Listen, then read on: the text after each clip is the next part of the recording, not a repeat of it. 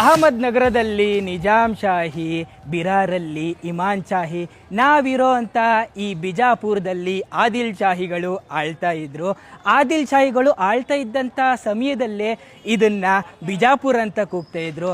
Actual ಆಗಿ ಈ ಊರಿನ ಹೆಸರು ಬಿಜಾಪುರ ಅಲ್ಲ, ವಿಜಯಪುರ. ದೇವರು ವೆಲ್ಕಮ್ ಟು ವಿಜಯಪುರ.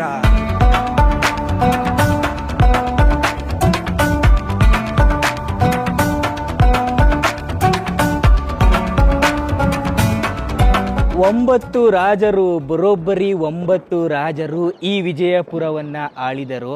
ಆ 9 ರಾಜರಲ್ಲಿ 7ನೇ ರಾಜನ ಸಮಾಧಿನೇ ಈ ಗೋಲ್ ಗುಂಬಾಜ್.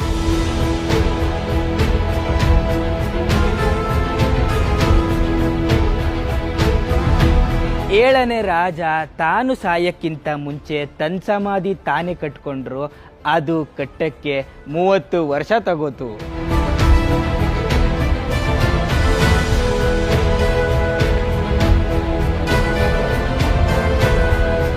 ನಾರ್ಮಲ್ ಆಗಿ ಮುಸ್ಲಿಮರ ಆರ್ಕಿಟೆಕ್ಚರಲ್ಲಿ ಡೋಮು, ಮಿನಾರು, ಆರ್ಚು ಇವೆಲ್ಲ ಇರುತ್ತೆ. ಇಲ್ಲೂ ಸಹ ಅವೆಲ್ಲ ಇದೆ. ಆದರೆ ವಿಶೇಷವಾಗಿ ಆ ಬಾರ್ಡ್ರ್ ನೋಡಿ. ಆ ಬಾರ್ಡ್ರು ಹಿಂದೂ ಸ್ಟೈಲು. ಸೊ ಈ ಕಟ್ಟಡ ಹಿಂದೂ ಮುಸ್ಲಿಂ ಎರಡರನ್ನೂ ಒಳಗೊಂಡಿದೆ. Indo Islamic architecture.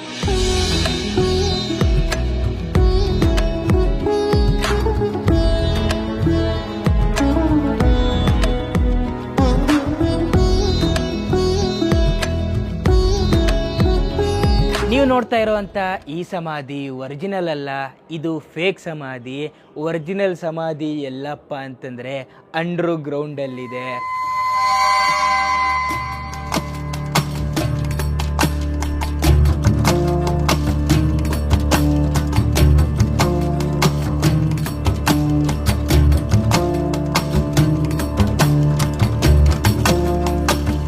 ವಾ ದೇವರು, ವೆಲ್ಕಮ್ ಟು ವಿಸ್ಪರಿಂಗ್ ಗ್ಯಾಲರಿ. ಇದ್ರೆ ನೆಮ್ಮದಿಯಾಗಿರಬೇಕು. ಭಾರತದಲ್ಲೇ ಅತಿ ದೊಡ್ಡ ಡೋಮ್ ಯಾರಾದರೂ ಎಲ್ಲಿದೆ ಅಂತ ಕೇಳಿದ್ರೆ ಇದೆ.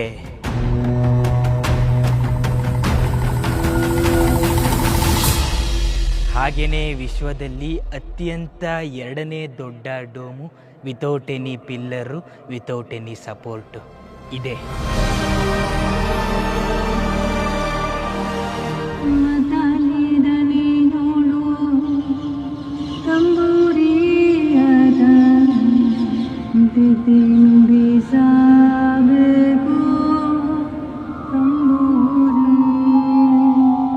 ಇದೆ, ಇಲ್ಲೊಂದು ಸಮಸ್ಯೆ ಖಂಡಿತ ಇದೆ. ಯಪ್ಪ ಗುರು, ಬೆವತೋದೆ ನಾನಂತೂ. ಯಾಕಂದರೆ ಪೂರ್ತಿ ಖಾಲಿ ಇತ್ತು ಎಲ್ಲ ಕಡೆ. ಸಡನ್ನಾಗಿ ಹಾಡು ಕೇಳ್ತೈತೆ. ಹೆಂಗಾಗಲ್ಲ ಮುಂಚೆಂಗೆ. ಆಮೇಲೆ ಪಾಪ ಯಾರೋ ಅಕ್ಕ ಹಾಡು ಹೇಳ್ತಾ ಇರೋದು.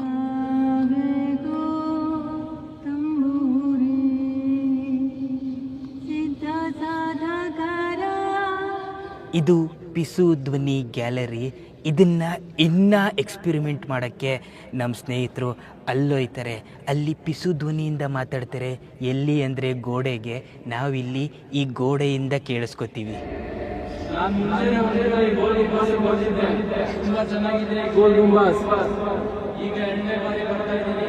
ತುಂಬಾ ಚೆನ್ನಾಗಿದೆ ಗೋಲ್ ಗುಂಬಾಸ್. ಯಪ್ಪ, ಈ ಟೆಕ್ನಾಲಜಿ ನೋಡಿ ನನಗಂತೂ ಸುಸ್ತಾಗೋಯ್ತು. 500 ವರ್ಷಗಳ ಹಿಂದೆ ಅದ್ಯಾವ ಪಾರ್ಟಿ ಟೆಕ್ನಾಲಜಿ ಉಪಯೋಗಿಸ್ಕೊಂಡು ಈ ಥರ ಅದ್ಭುತವಾಗಿರೋವಂಥ ಕಟ್ಟಡನ ಕಟ್ಟಿದಾರೋ ನನಗಂತೂ ಗೊತ್ತಾಯ್ತಾ ಇಲ್ಲ ಗುರು.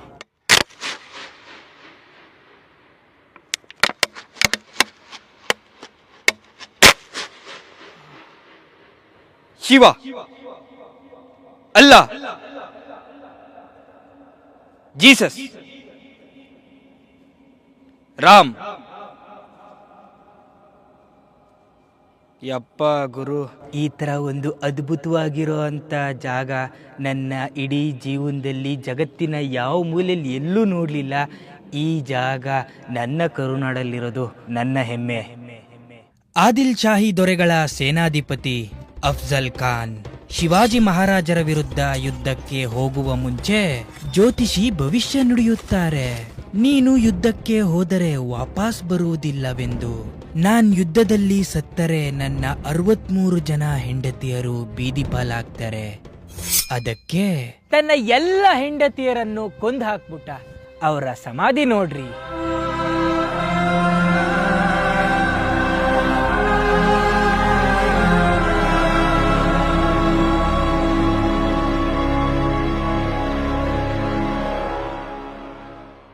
ನಾವು ಚಿಕ್ಕ ವಯಸ್ಸಿಂದ ಕೇಳ್ತಾ ಇದ್ವಲ್ಲ, ವಿಜಯನಗರ ಸಾಮ್ರಾಜ್ಯದಲ್ಲಿ ಮುತ್ತು ರತ್ನ ವಜ್ರ ವೈಡೂರ್ಯ ಒಳ್ಳೆ ಅಕ್ಕಿ ಗೋಧಿ ದವಸ ಧಾನ್ಯೋತ್ತರ ಸೇರಲ್ಲಿ ಅಳೆದು ತೂಕ ಮಾಡ್ತಾ ಇದ್ರು ಅಂತ.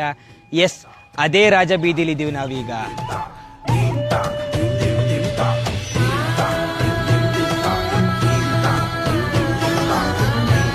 ಮುತ್ತು ರತ್ನ ವಜ್ರ ವೈಡೂರ್ಯಗಳು ಮಾರೋ ಅಂತ ಅಂಗಡಿ ನೋಡಿ. G+1 ಅಂದ್ರೆ ground floor plus first floor. ಇಲ್ಲಿ ಎಲ್ಲ ಅಂಗಡಿಗಳು ಇತ್ತು. ದೇವಾನು ದೇವತೆಗಳಿಗೆ ರಾಕ್ಷಸರು ವಿಪರೀತವಾಗಿ ಕಾಟ ಕೊಡ್ತಾ ಇದ್ರು. ಇಡೀ ದೇವಾನು ದೇವತೆಗಳ ಸಮೂಹ ಶಿವನ ಹತ್ರ ಓಡಿದರು ಸಹಾಯ ಕೇಳಕ್ಕೆ. ಶಿವ ಅವಾಗ ಧ್ಯಾನ ಮಾಡ್ತಾ ಇದ್ರು. ಶಿವನ ಧ್ಯಾನ ಭಗ್ನ ಮಾಡಕ್ಕೆ ಯಾರ ಕೈಲೂ ಸಾಧ್ಯವಿರಲಿಲ್ಲ. ಅದಕ್ಕೆ ಯಾವುದಾದ್ರೂ ಒಳ್ಳೆ ಕೆಲಸ ಮಾಡಬೇಕಾದ್ರೆ ಯಾರಾದರೂ ಒಬ್ರು ತ್ಯಾಗ ಮಾಡಲೇಬೇಕಲ್ಲ. ಅದಕ್ಕೆ ಮನ್ಮಥ ತನ್ನ ಹೂವಿನ ಬಾಣದಿಂದ ಶಿವನ ಧ್ಯಾನ ಭಗ್ನ ಮಾಡ್ತಾರೆ.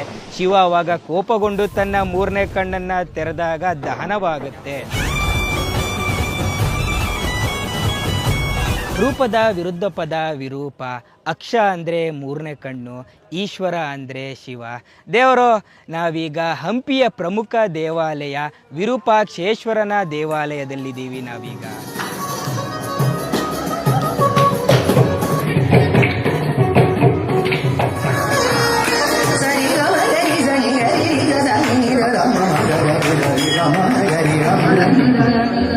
ಶ್ರೀಕೃಷ್ಣ ದೇವರಾಯರು ಮಾಡಿಸಿರೋ ಅಂಥ 500 ವರ್ಷದ ಹಳೆಯ ಪೇಂಟಿಂಗ್ ನೋಡಿ.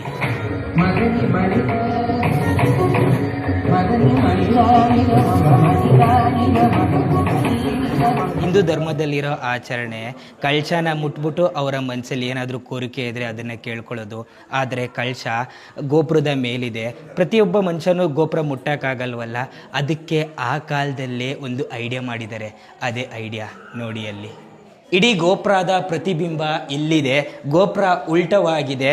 ಸೊ ಪ್ರತಿಯೊಬ್ಬ ಭಕ್ತಾದಿನೂ ಈ ಕಳಶನ ಸ್ಪರ್ಶ ಮಾಡಿ ಅವರ ಆಸೆ, ಅವರ ಮನದಲ್ಲಿರೋ ಅಂಥ ಕೋರಿಕೆಯನ್ನು ಕೋರ್ಕೋಬೋದು.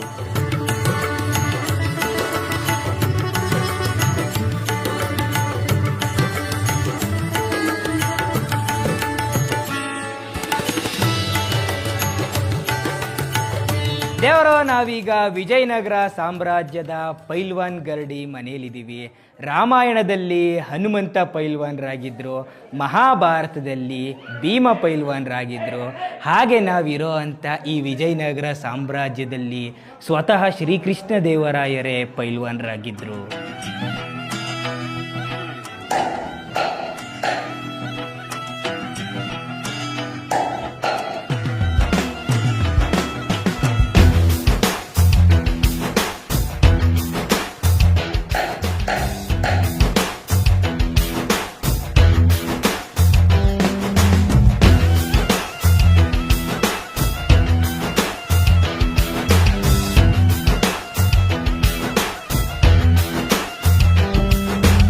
ಯಪ್ಪ ಯಪ್ಪ ಯಪ್ಪ, ಜೋಡೆತ್ತುಗಳ ಕಾಳಗ ನೋಡ್ದಂಗಾಗೋಯ್ತು.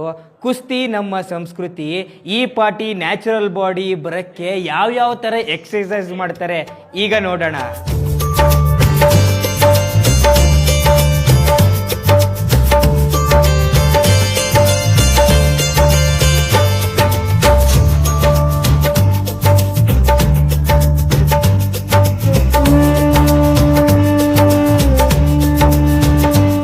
ರೈತರು ಸಹ ಮಣ್ಣಿನ ಜೊತೆ ಸ್ನೇಹ ಮಾಡ್ತಾರೆ, ಪೈಲ್ವಾನ್ರು ಸಹ ಮಣ್ಣಿನ ಜೊತೆ ಸ್ನೇಹ ಮಾಡ್ತಾರೆ. ಪೈಲ್ವಾನ್ರು ಎಷ್ಟು ಕಸರತ್ತು ಪಡ್ತಾರೋ ಅಷ್ಟೇ ಆಹಾರ ಚೆನ್ನಾಗಿ ಸೇವನೆ ಮಾಡ್ತಾರೆ. ನನಗೂ ಈಗ ಹೊಟ್ಟೆ ಹಸುವಾಗಿದೆ, ಅದಕ್ಕೆ ನಾನು ಒಗ್ಗರಣೆ ಸೂಸ್ಲ ತಿನ್ನಕ್ಕೆ ಇಲ್ಲಿಗೆ ಬಂದಿದ್ದೀನಿ.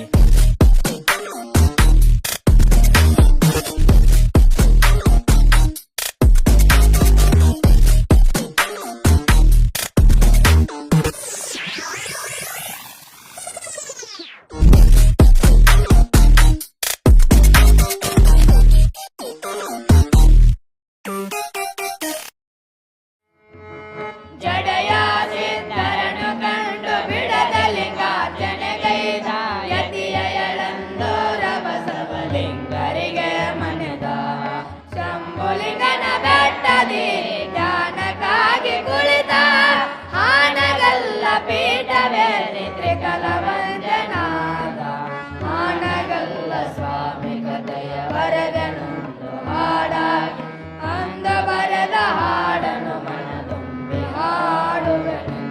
ದೇವರು, ನಾವೀಗ ನಮ್ಮ ಕರ್ನಾಟಕ, ಆಂಧ್ರ ಪ್ರದೇಶ, ತೆಲಂಗಾಣ, ಮಹಾರಾಷ್ಟ್ರದಲ್ಲಿರೋ ಮಠಗಳ ಮಠಾಧಿಪತಿಗಳನ್ನು ತಯಾರು ಮಾಡೋ ಕೇಂದ್ರದಲ್ಲಿದ್ದೇವೆ. ಏಕೈಕ ದೇವ ಸ್ವರ್ಗ ಮರ್ತ್ಯ ಪಾತಾಳದೊಳಗೆ ಒಬ್ಬನೇ ದೇವ ಕೂಡಲ ಸಂಗಮ ದೇವ ಸ್ವಾಮಿ ನೀನು ಶಾಶ್ವತ ನೀನು. ಶಿವಯೋಗ ಮಂದಿರದಲ್ಲಿರೋ ಮಕ್ಕಳು ಸಿಕ್ಕಾಪಟ್ಟೆ ಕಟ್ಟುನಿಟ್ಟಿನ ಜೀವನ ಅನುಸರಿಸ್ತಾರೆ. ಇಲ್ಲಿರೋ ಮಕ್ಕಳನ್ನು ದೊಡ್ಡ ಸ್ವಾಮಿಗಳು ದೀಕ್ಷೆ ಕೊಟ್ಟು ಮಠದ ಜವಾಬ್ದಾರಿ ಕೊಟ್ಟು ಇಲ್ಲಿಂದ ಕಳಿಸ್ಕೊಡ್ತಾರೆ. ಹಾಗೇನೆ ನಮ್ಮ ಜೊತೆ ಮರೆಗುದ್ದಿ ಅಡವಿ ಸಿದ್ದೇಶ್ವರ ಮಠದಿಂದ ಅಧ್ಯಯನಕ್ಕಾಗಿ ಇಲ್ಲಿ ಬಂದ ಸ್ವಾಮಿಗಳನ್ನು ನಾವೀಗ ಮಾತಾಡ್ಸೋಣ. ಸ್ವಾಮಿಗಳೇ, ಈಗ ಇಲ್ಲಿ ಬಂದು ನಂಗೆ ಸಿಕ್ಕಾಪಟ್ಟೆ ಖುಷಿ ಆಗೋಯ್ತು. ಮತ್ತು ನಾನು ಕೇಳ್ಬೋದಾ, ಪ್ರತಿದಿನ ಬೆಳಗಿಂದ ಸಂಜೆವರೆಗೂ ನಿಮ್ಮ ದಿನಚರಿ ಏನಿರುತ್ತೆ ಅದನ್ನು ತಿಳಿಸ್ಕೊಡ್ಬೋದಾ? ತಿಳಿಸ್ಕೊಡ್ಬೋದು, ಸರಳವಾಗಿ ತಿಳಿಸ್ಕೊಡ್ಬೋದು. ಬೆಳಗ್ಗೆ 4 ಗಂಟೆಗೆ ಉತ್ಥಾನ ಆಗುತ್ತೆ. ಆ ನಂತರ 1 ಗಂಟೆ ಯೋಗ ಇರುತ್ತೆ. ಯೋಗದ ನಂತರ ಇಲ್ಲೊಂದು ಬಾವಿ ಇದೆ. ಆ ಬಾವಿಯಿಂದ ನೀರನ್ನು ಸೇರಿ ನಾವೆಲ್ಲರೂ ಸ್ನಾನ ಮಾಡ್ತೀವಿ. ಸ್ನಾನ ಮಾಡಿ ಬಂದು ಪೂಜೆ ಮಾಡ್ತೀವಿ. ಪೂಜೆ ಮಾಡಿ ಬಹಳ ಸೂಕ್ಷ್ಮವಾದ ಆಹಾರವನ್ನು ನಾವೆಲ್ಲರೂ ಸೇವನೆ ಮಾಡ್ತೀವಿ. ಬೆಳಗ್ಗೆ 38 ಜನಕ್ಕೂ ಅಡುಗೆ ಮಾಡೋಕ್ಕೆ, ಪ್ರಸಾದವನ್ನು ಸಿದ್ಧ ಮಾಡೋಕ್ಕೆ ಯಾರೂ ಹೊರಗಿನಿಂದ ಬರೋದಿಲ್ಲ. ನಾವೇ ಹಿರಿಯ ಸಾಧಕರಂತ ಏನಿದ್ದೀವಿ, ಹಿರಿಯ ಸಾಧಕರೇ ಸ್ನಾನ ಮಾಡ್ತೀವಿ. ಪೂಜೆ ಮುಗಿಸ್ಕೊಂಡು ಮಡಿ ಬಟ್ಟೆಯಲ್ಲೇ ಪ್ರಸಾದವನ್ನು ಸಿದ್ಧ ಮಾಡ್ತೀವಿ. ಸೇವನೆ ಮಾಡಿದ ತಕ್ಷಣ 1 ಗಂಟೆ ಆಧ್ಯಾತ್ಮದ ತರಗತಿ ಇರುತ್ತೆ. ಅಲ್ಲಿ ವ್ಯಾಕರಣ ಆಯಿತು, ಬಸವಣ್ಣವರ ವಚನಗಳಾಯಿತು, ಇದನ್ನೆಲ್ಲ ಇಲ್ಲಿದ್ದ ಶಿಕ್ಷಕರೇ ಬೋಧನೆ ಮಾಡ್ತಾರೆ. ನಾವೆಲ್ಲಿಯೂ ಹೊರಗಡೆ ಹೋಗೋದಿಲ್ಲ. ಹೊರಗಿನಿಂದ ಇಲ್ಲಿ ಯಾರಿಗೂ ಅವಕಾಶ ಇಲ್ಲ ಹೊರಗಿನಿಂದ ಬಂದು ಕಲಿಸೋಕೆ. ನಾವು ಹೊರಗೆ ಹೋಗಿ ಕಲಿಯೋಕೆ ಅವಕಾಶ ಇಲ್ಲ. ಇಲ್ಲೇ ಶಿಕ್ಷಕರು ಬಂದು ನಮ್ಮೆಲ್ಲ ಒಟ್ಟು ಸಾಧಕರಿಗೆ ಶಿಕ್ಷಣವನ್ನು ಬೋಧಿಸಿ ಹೋಗ್ತಾರೆ. ನಾವು ದಿನನಿತ್ಯ ಇದೇ ಶಾಲೆಯ ತರಗತಿಯನ್ನು ಇಲ್ಲೇ ಕಲಿತು ನಾವು ಮುಂದೊಂದು ದಿನ ಮಠಗಳಿಗೆ ಸಂತರಾಗಿ ಹೋಗ್ತೀವಿ.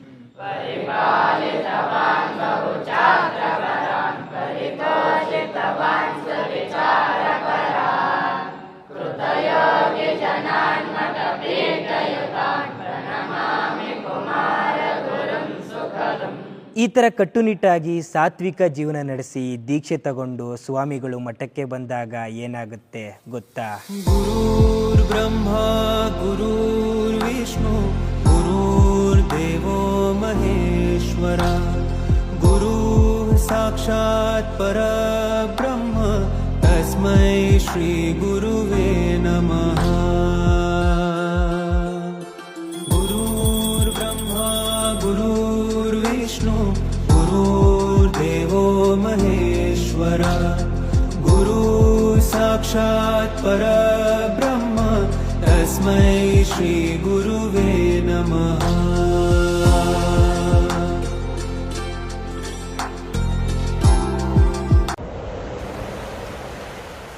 ಓಕೆ ದೇವರು, ಸುಮಾರು ವರ್ಷಗಳ ನಂತರ ನಮ್ಮ ಕರ್ನಾಟಕನ ಸುತ್ತಿ ನನಗೆ ಸಿಕ್ಕಾಪಟ್ಟೆ ಖುಷಿಯಾಗೋಯ್ತು.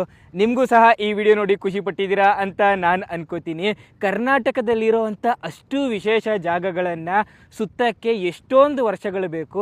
ಈ ವಿಡಿಯೋದಲ್ಲಿ ಎಷ್ಟಾಗುತ್ತೋ ಅಷ್ಟು ಜಾಗಗಳನ್ನ ತೋರಿಸ್ತೀನಿ. ಇನ್ನು ಸುಮಾರು ಜಾಗಗಳನ್ನ ತೋರಿಸ್ತೀನಿ ಮುಂಬರುವಂಥ ವಿಡಿಯೋಗಳಲ್ಲಿ. ಅಲ್ಲಿವರೆಗೂ take care, tata bye bye. Tata bye bye from ನಮ್ಮ ಕರ್ನಾಟಕ. ಟೇಕ್ ಕೇರ್, ನಮಸ್ಕಾರ.